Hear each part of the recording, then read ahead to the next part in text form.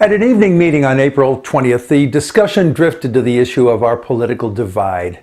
The characterization of Trump voters included words like moron, racist, ignorant, and a few other choice descriptors. The demonizing fell from lips as easily as rain from the sky or manure from a barnyard animal, my protestations notwithstanding.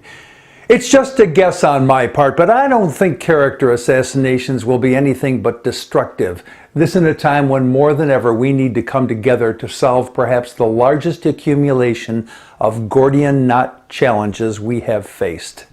Our vexing political divide is the focus of this post.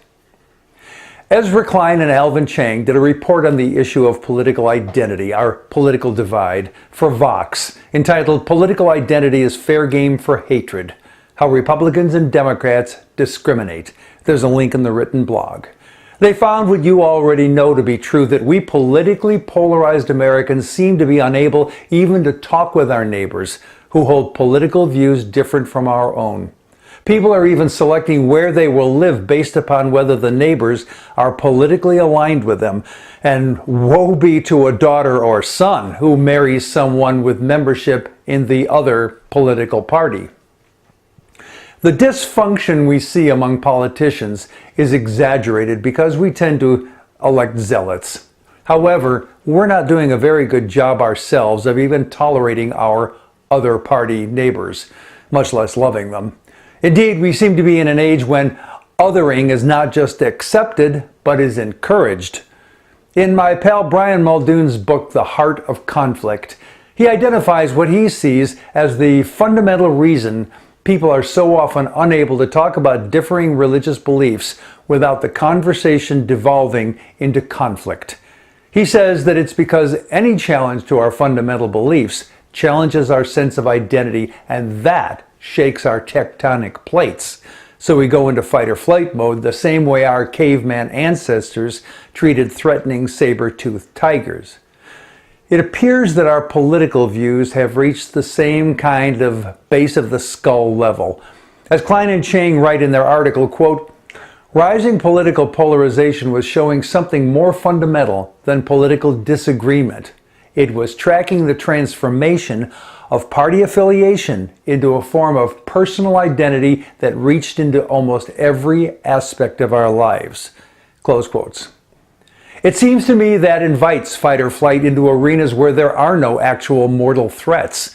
Nevertheless, we treat ordinary opinions, like political differences, in the same life or death manner we do religious differences. In the face of this, we're told to love our different from me neighbors.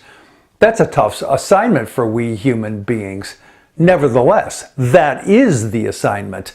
Should we fail to complete the assignment and get a great grade, our democracy will be at mortal risk. We better figure out how to do something other than fighting and fleeing.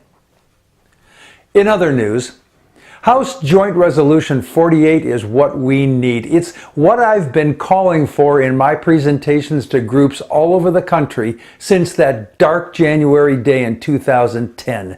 This is a cure for the deepest ailment of our democracy.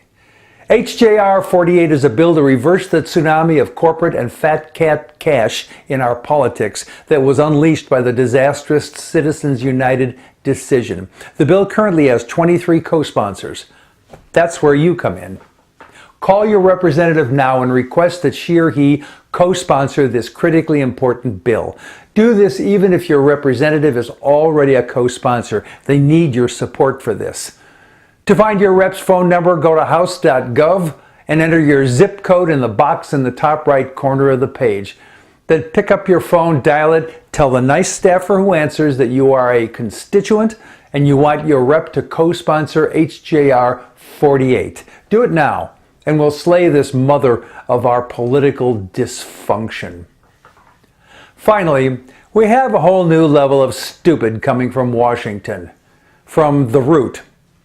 According to the Military Times, House Veterans Affairs Committee Chairman Phil Rowe, Republican of Tennessee, has drafted legislation that would charge soldiers $100 a month for access to the GI Bill. The bill would deduct a total of $2,400 from each soldier's paycheck to make them eligible. Quote, Pushing this GI Bill tax proposal on troops in a time of war is political cowardice, said Paul Rieckhoff, CEO of Iraq and Afghanistan Veterans of America. Some politicians would rather make backroom deals than raise taxes or find other ways to support our troops as bombs continue to fall overseas. Let's see, the geniuses in D.C. want to send our young off to fight and die for the oil we have to stop using if we're to avoid hard-boiling the planet, and also in order to fill monstrous political egos. As a way to say thanks, our legislators want to tax our troops. Yes, really. I'm Jack Alshuler.